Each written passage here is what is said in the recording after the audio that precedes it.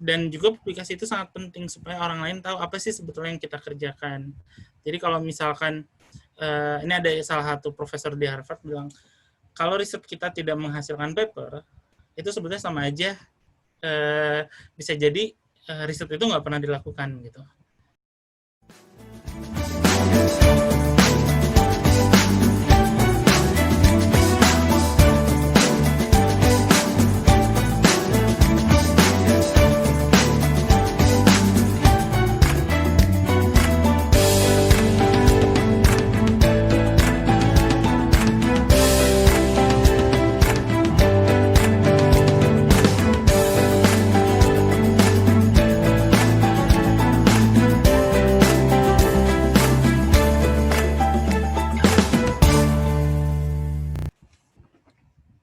Kita lanjut. Jadi seperti itulah gambarannya, tantangan yang harus kita hadapi.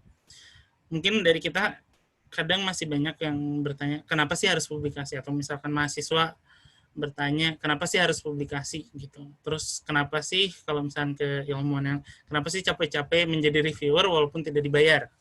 Kayak gitu.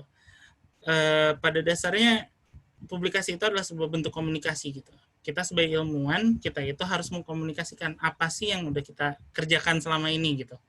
Jadi bentuk transparansi kita sebagai seorang ilmuwan, seorang scholars, akademia terhadap masyarakatnya. Oke, publikasi itu terkait dengan ya seberapa terkenalnya kita nantinya. Baik itu kita terkenal di rekan di bidang kita, oh sih ini dia yang berkontribusi di hal ini, dia menemukan sebuah parameter ini di mana banyak orang yang memakai. Terus kemudian ya terkenal di komunitasnya, paling enggak itu. Jadi tadi saya ulangi kembali apa yang saya bilang sebelumnya, bahwa sebagai akademia, sebagai ilmuwan itu sebetulnya identitas kita dilihat bukan lagi dari kita lulusan mana, tetapi kita dilihat dari jurnalnya banyaknya atau artikelnya banyaknya terbit di bidang apa gitu. Itu adalah bagian dari identitas.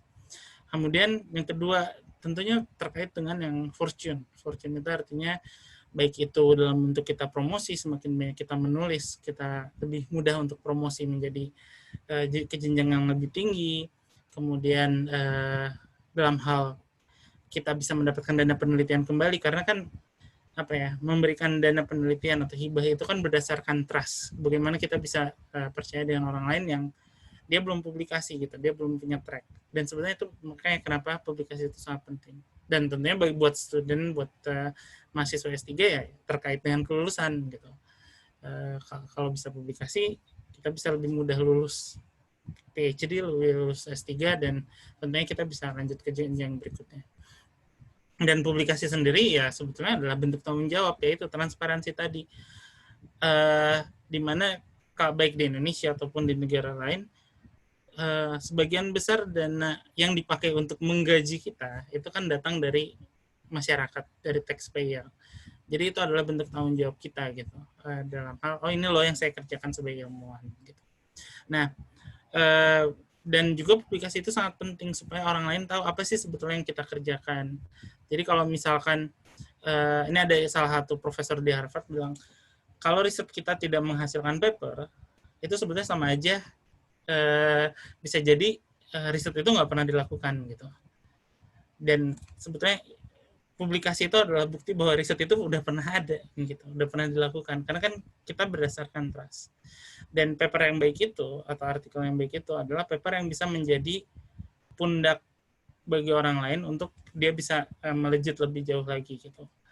Jadi misalkan ya dulu Newton bikin buku, dia bikin hukum Newton, kemudian Albert Einstein melihat hukum Newton ada yang bermasalah, dia membuat teori yang lain, dan sekarang kita pakai GPS di mana-mana, dan itu adalah hasil dari teori relativitasnya Einstein gitu. Jadi progres di masyarakat itu sebetulnya bergantung dari seberapa banyak ilmu disebarkan di masyarakat tersebut gitu.